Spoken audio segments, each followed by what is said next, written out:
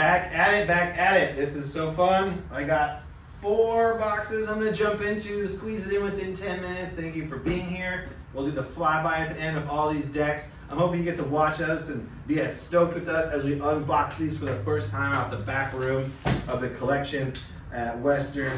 We are, I don't know how to open this one.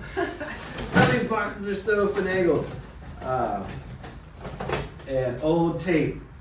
But as always, this is our preview of our collection as it's first come out from the back rooms. So if you see any of these decks and want to get pricing on them or complete your collection or scale, whatever, this is first dibs, so hit us up. These will be listed on our website within a matter of days, weeks, whatever. So here we are, sneak peek, another video.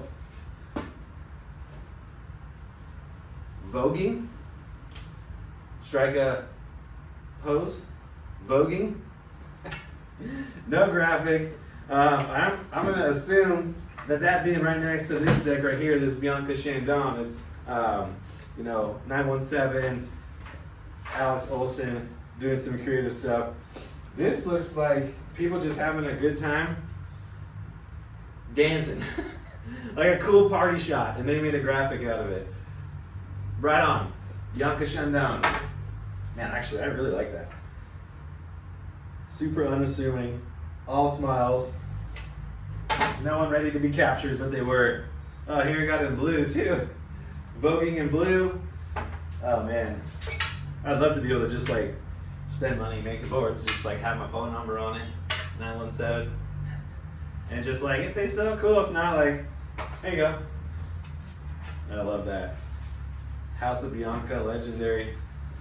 Very cool graphic there. Get us up. I feel like fans of Alex Olson and Bianca are extremely niche. Niche. How about just a color blend? Very cool. All 8375.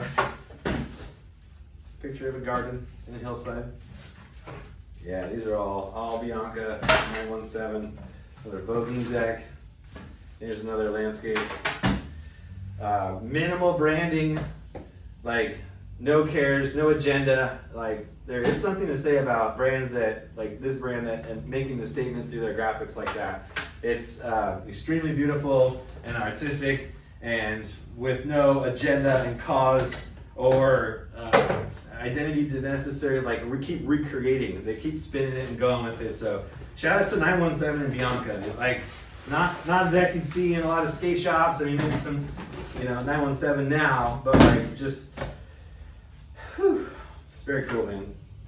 Oh, remember this one?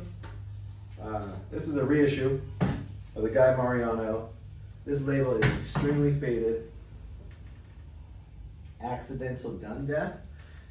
This is the kind of stuff that made people outside of skateboarding suspect of skateboarding, because a graphic like that is just extremely in your face, even though it's comical. This is a whole stack of them. We have 10 of them, and that is pretty sick. I'd have to look up the SKU and the item ID to see when they were made, but yeah, blind reissues for a Guy Mariano Accidental Gun Deck. Pretty gnarly.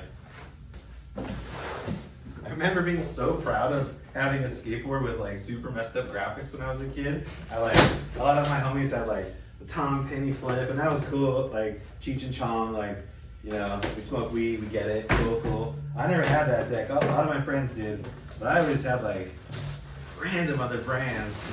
I don't know. It was a fun time to express yourself. It still is through the board you ride. Very cool zigzagger, just a rad cream dipped leopard print zigzagger. And then speaking of blind reissues, how about this Mark Gonzalez blind skateboards graphic? I love Mark's art. I love Ron Chapman's art. Sometimes they seem very similar. Very similar. In fact, I would be curious to ask Mark or Ron actually who made this graphic. I have a feeling it might they lived in the same city. They lived in Long Beach for years together. Mark and Ron. Jason Lee, blind. Little mock on the Birdman. And there we go. We're gonna keep going with these. All the blind reissues. With like the angling on these decks are pretty unique. What's crazy is that I don't see markings that these come from the DSM wood factory, which makes me assume / think that these were earlier reissues. Whereas these reissues here, the Guy Mariano, all have the markings from the wood factory that blinds had for a very long time. So yeah, these might be definitely not DSM wood. Makes me think that they're earlier releases. And here we are with the Skull and Banana. And then the Rudy Johnson with the Raider helmet, the Jock Skull, kind of mocking Rodney Mullins or Parallel graphic. Yeah, cool girl box, man. These backs used to be so sick. They still are. They got what's his Spike Jones on there holding his Academy Award from I think Where the Wild Things Are. That's what you usually see on a girl box these days. It's like, once you make a box with the branding on it, you kind of stick with it for a long time because they're expensive. Boxes are expensive. This is a dope box. How about a Street Corn Distribution, Hubba, Venture, Lucky Think. It's a pretty old school box right there. Anyone collect boxes out there? How about a Zero Rat Ray shaped cruiser deck? This was definitely living on someone's wall. It's got the little string to string, the old school deck wall hanger. Oh damn! Tony Trujillo. Yeah, man, that board is sick. Just like straight to the point, Tony. Let's do it. Oh man, I love that. I'm actually gonna move this cruiser. How about another wall hanger? Cardiel, Skeleton Gambler. Dude.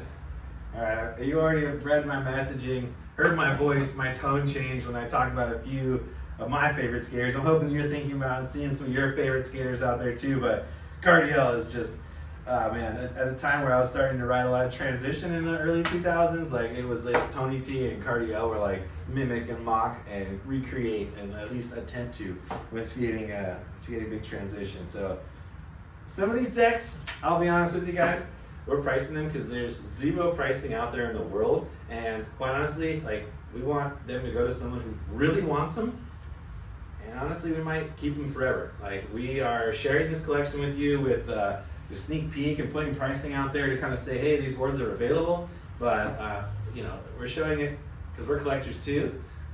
So a board like that, Cardiel, I would love to ask the guys like what year that was, but that's a board that I would love to see on a wall at a skate museum or in an, I don't know, some exhibit or something. But here we are, cruising through. Black Label, Adam Alfaro.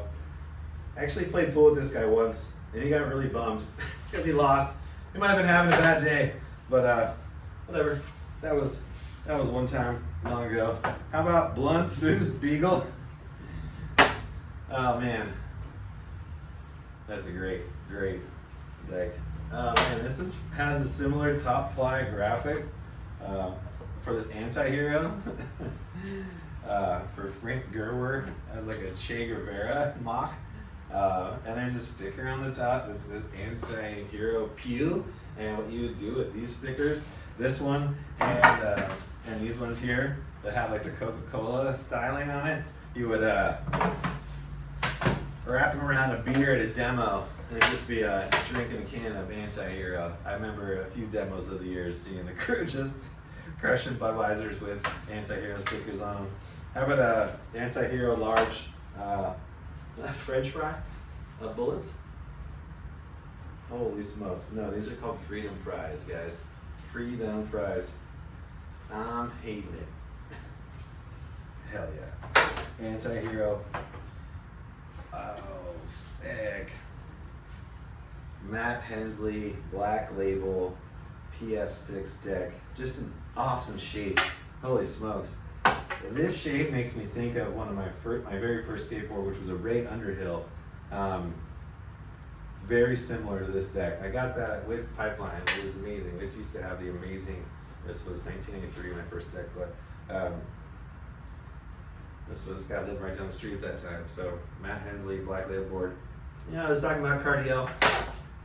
Yeah, this guy's in that same category for me. So very cool deck, very cool deck. How about a